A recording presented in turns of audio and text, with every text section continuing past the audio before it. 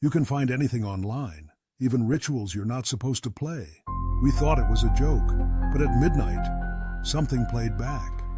This is Vault 313. We played the midnight game, and something answered. It was our last night at the cabin, 4 friends, and an air thick with boredom and anticipation. As darkness closed in, we lounged in that creaking old room, our laughter echoing through the wooden beams. When someone mentioned the midnight game, it started as just another dare, another silly way to chase away the monotony. Still, curiosity crept in. We all knew the stories, of course. A creepy game meant for sleepovers and Halloween, not for actual play. But something about the night whispered for us to try. So we gathered what we needed: 4 candles, matches, bits of paper, and a knife for the ritual. The instructions, dredged from memory and screen, were chillingly simple.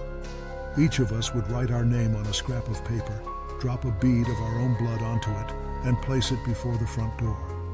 We laughed and groaned at the sting as the knife tip pricked flesh, not truly believing, not expecting anything except maybe a shiver. At exactly 12 a.m., hearts pounding, we knocked on the door, a rhythmic triple tap, summoning whatever waited on the other side. The moment the last echo faded, we all felt it, a sudden heaviness, as if the midnight itself had seeped through the cracks. We lit our candles, the tiny flames a fragile defense against the vast, ancient dark.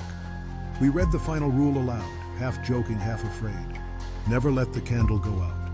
If it does, you have 10 seconds to relight it, or the midnight man comes for you. The game began. At first, we stuck together, walking circles in the musty cabin, poking fun at each other, trying to outbrave one another. Our voices grew hushed, only half mocking now. The hush growing as shadows pooled in corners, not touched by our candle's trembling light. Every floorboard groan, every wind-whipped whisper outside, seemed louder, closer. Minutes crawled by. We were still joking, still nudging each other, until something shifted. It was 12:17 when Kyle's candle flickered and went out. The darkness seemed to swallow him for just a moment. He fumbled with his matches, hand shaking, stubbing his finger, scraping the match. We counted 1, 2, 3 out loud to break the tension. On the 10th second, the match caught. Flame returned. We laughed too loudly, desperately. But Kyle didn't laugh with us. He just stared at his candle, lips pressed in a thin line. We tried to prod him back. "Are you okay?" But he wouldn't meet our eyes. He just kept walking, the candle trembling in his white-knuckled grip. After a while, he whispered so quietly, we almost missed it. "It's standing behind you." Silence. Then someone swore, and we snapped, nerves frayed by too much darkness. We wanted out, right now. So we raced to end the ritual, to do anything that would break whatever spell we may have cast. We smashed the papers, tried burning them, jamming every light switch we could find. But nothing happened. The lights stayed dead, the flame of our candles the only thing between us and utter blackness. The hours limped on. The cabin felt larger, emptier.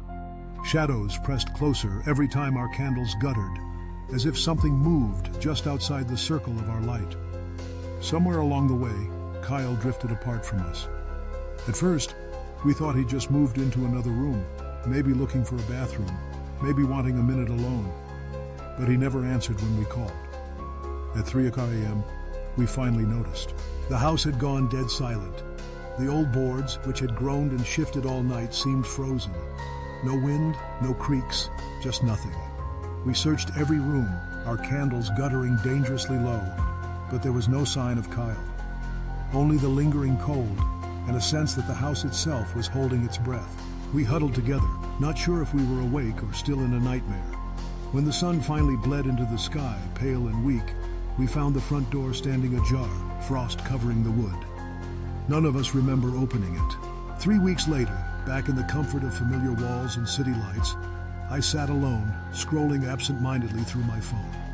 I stopped on the group photo we had insisted on snapping just before the game, a memento of the last night. 4 faces grinned at the camera, all wide-eyed excitement. But as I looked closer, my stomach twisted. There were 5 people in that photo. Behind us, barely in focus, was another face, half lit, gaunt, with a crooked grin. lurking in the darkness just inside the cabin's doorway. Someone, or something, else had been with us that night, smiling as if it had always belonged. Since that night, dreams have changed. Sometimes I wake, heart hammering, sure I catch a whiff of cold air creeping across my sheets, or hear the faintest sound of footsteps, deliberate, pausing, drawing nearer. My phone acts up. The photo sometimes appears without me opening it, the face in the background seeming a fraction closer each time. We never speak of the game. The others moved away, each of us drifting apart, as if something invisible pushed us in different directions. But I know we all feel the same chill when the clock strikes midnight, a cold certainty that there are things you cannot invite in, no matter how bored or reckless you feel. Those candle-lit hours in that cabin taught us something we can never unlearn. Some doors, once opened, never truly close. Some games play you back, and some nights follow you home. If you ever find yourself tempted by midnight games, remember this: candles burn out, friends drift away, and sometimes, in the shadows, old things wait for a chance to smile into your life. And if you see an extra face in your photos, a stranger grinning where no one should be, do not look away. Do not pretend you didn't see it. Light a candle, quickly, and keep moving. The night seldom forgets an invitation, and the midnight man never leaves alone. Urban legends are just stories until you play them. Don't knock, and whatever you do, don't let it in.